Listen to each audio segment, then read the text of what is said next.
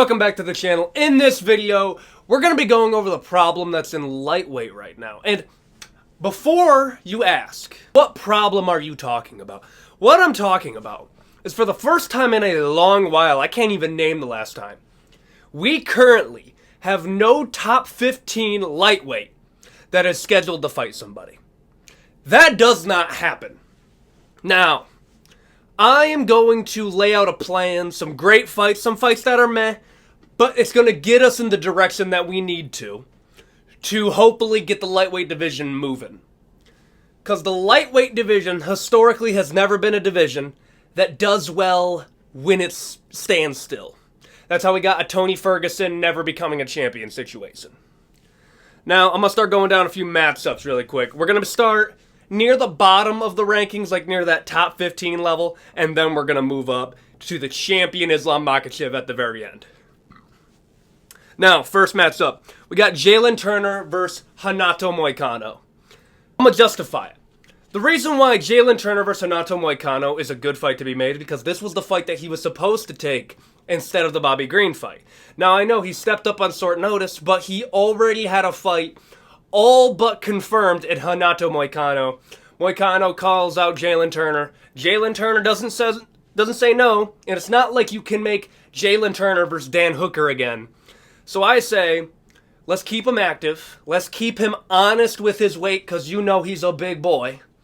And after the Bobby Green fight, crazy ending or not, I say we do Jaylen Turner, Renato Moicano. Let's see if it happens again. Now, the next fight on our list is going to be Bobby Green versus Paddy the Baddy. Now, I know the MMA guru already said it. However, I'm going to elaborate a little bit more. So, Bobby Green versus Paddy the Baddy, I feel as though is the fight to make. I'm going to tell you this right now. The UFC is not happy that they had a horrific stoppage like they did.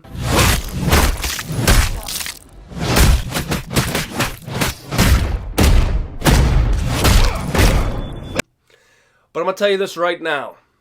I feel like Bobby Green's comeback fight, after being potentially chinned for the rest of his career, is going to be against Paddy the Baddy.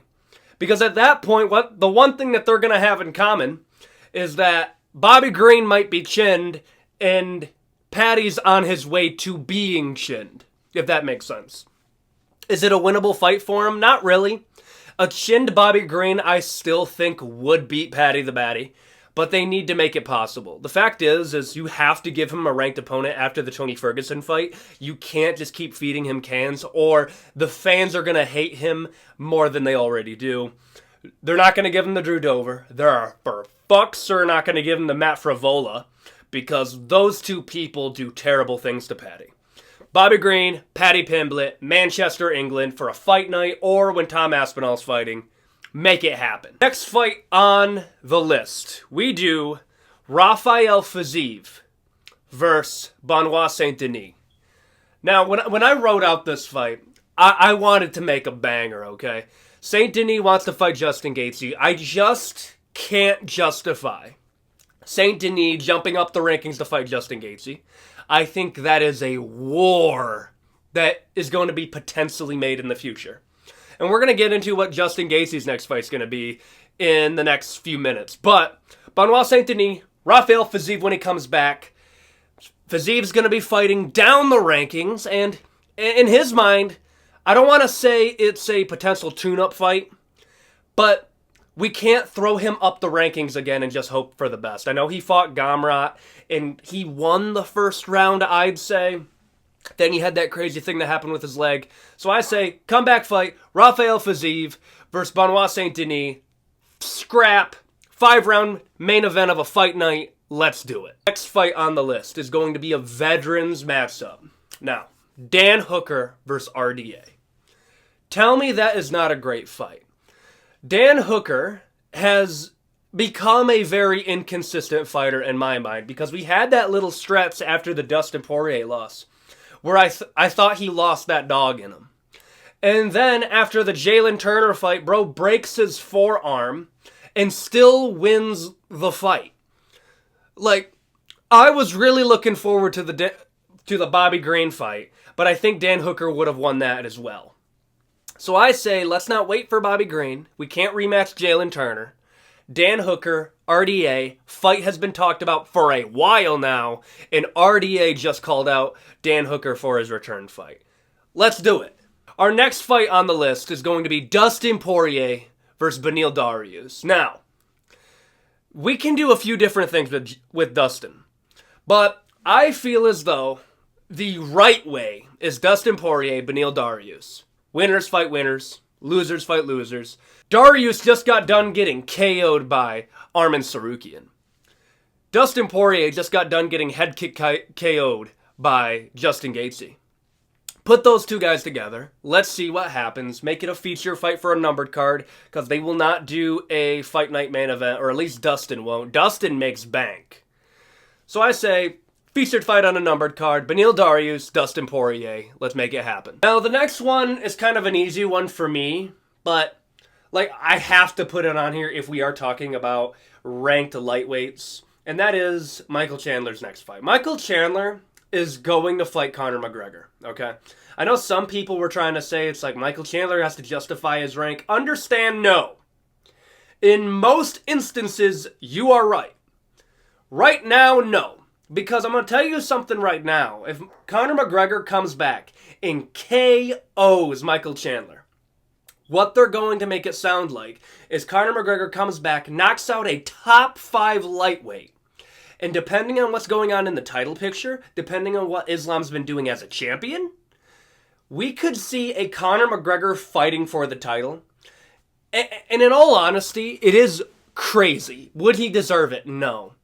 But the history books are going to say Conor McGregor came back, knocked out a top 5 lightweight, and got a title shot. That's not crazy on paper. And the UFC will play that card, I guarantee you. Next fight on the card is going to be Justin Gaethje. Justin Gaethje, I believe, is going to be fighting Max Holloway. The reason why I believe this fight is all but confirmed is you have Dana White talking about a super fight that doesn't involve Conor McGregor on the Nelk Boys podcast.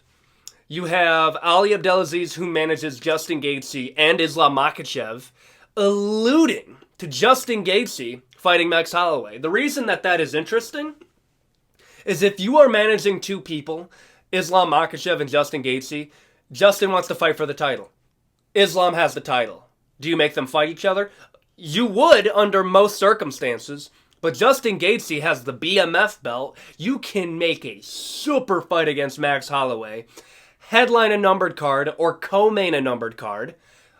You could put that anywhere, but I have a feeling it's going to go on UFC 300, and that's going to come out in the next couple weeks. Now, we're going to be nearing the end here. And now some of these fights can be flip-flopped. I'm aware of that. And I know some people are going to notice that I left out a few fighters like Matt Frivola, Drew Dober, and Gamrot. And the fact is I don't really know where to put them because there's no fight in the rankings that I'm like, that is an interesting fight. I don't want to see Arman Tsarukyan fight Gamrot. Now, as we're speaking about Arman Tsarukyan versus Charles Oliveira. Tell me that fight doesn't sell. That is a great fight. It is a proving matchup, not just for Arman Tsarukyan, but also for Charles Oliveira. The fact is, as much as I love Charles Oliveira, Charles has to win another fight for me to give him another chance against Islam Makhachev. The storyline that you can play is Arman Tsarukyan is the only dude that is currently ranked that hasn't been finished by Islam Makhachev. Charles Oliveira was the champion, yes, but got finished by Islam Makhachev, who is now reigning as champion. Charles Oliveira, to prove himself, has to beat Arman Tsarukyan. Arman Tsarukyan has to beat the former champion to prove himself to fight Islam Makhachev. They can both gain from this. You can market this well, and you could put this fight anywhere. I would like this to go on the return to Brazil next year, 2024. And you can also put a Davidson Figueiredo, his next fight. You can build up a good Brazil card next year. Now, for our final fight, Islam Makhachev. I want him to fight the winner of Charles Oliveira and Arman Tsarukyan, as I've already said. But if we want to create a super fight, in the meantime, Islam Makhachev versus either Colby Covington or Leon Edwards. Islam Makhachev has been trying to fight Leon Edwards ever since he became champion. Kamaru Usman is being managed by Ali Abdelaziz. Kamaru Usman and Islam Makhachev are in the same circles. I can understand that. And Islam has been trying to fight Colby Covington. Colby Covington has stated his first title defense as welterweight champion, he wants it to be Islam Makhachev. I don't like that because now we're holding up divisions. And we cannot hold up 2 divisions. I've already made a video ranting about that. But I like it. I like it as an entertaining spectacle matchup. Which at the end of the day, that's what a lot of these double champ fights are. And Islam beat Volkanovski twice on paper. I know there's circumstances. And as much as I would love to bring him up, it's hard to do this at that point.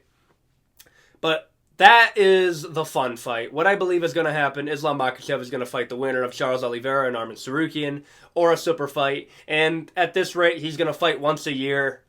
And his next title defense is going to be of Abu Dhabi of 2024. That times out perfectly for all these fights to occur.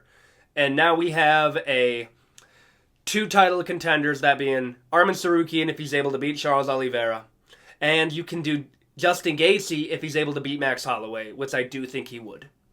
But that's going to be it for the video. If you enjoy these videos, and I know I'm getting some returning viewers, which is crazy. I got a few videos that got over 1,000, which doesn't sound crazy to most of the people watching this.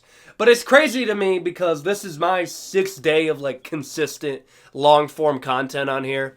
And I'm learning something every day. If you got criticisms you want to share, comment section below. And with that out of the way, adios, guys.